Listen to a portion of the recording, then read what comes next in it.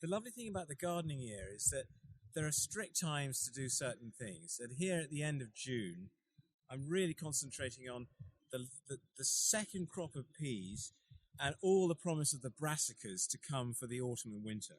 Now, I have a bed of kale here, and I've covered it up with twigs against the pigeons because there are other problems with brassicas, particularly butterflies and their caterpillars, the cabbage white butterflies.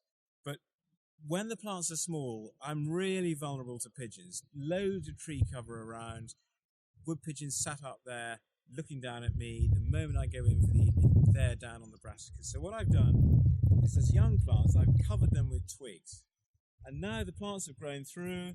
The curly kale is growing really well, and the Tuscan kale is looking good. I need to get rid of these twigs, and I'm going to use them to support the final crop of peas that I've got 2 beds away from here. And it's a pretty simple process, really. Quite carefully, I've just got to lift these twigs off, because the Tuscan kale has started to grow through it now, and I need to be pretty gentle about this. And I am going to have to make some other kind of protection against the pigeons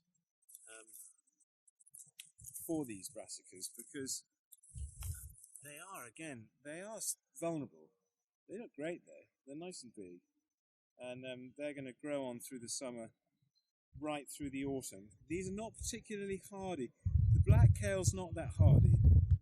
The curly kale's a bit better, but they'll grow on right on through the autumn up to Christmas, and by that time January comes, they'll be pretty much done.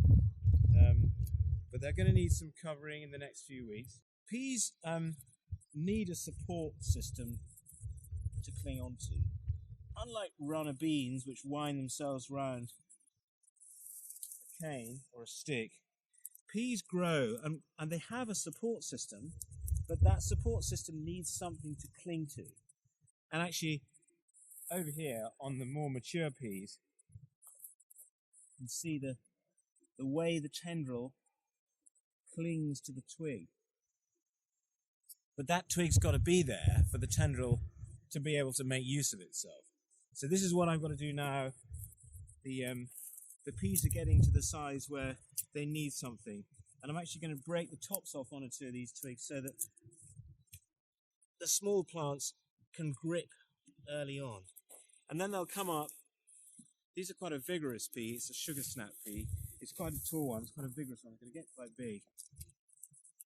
So in between the big twigs, I'm going to put some smaller twigs, which I'm just going to break off the top, so that at the base of the peas, there's a little support system. Now, most people do this with nets and or something similar. I find I don't have nets. I want to use these twigs again. I use them through the summer. I've used them already to cover other brassicas earlier in the season, turnips and radish and things. And I'll use them on the peas, and when they're done, I'll use them as kindling for the fire. But that's my system. So off from the brassicas, they've done a job there, and now they're going to be used to support the peas. Perfect.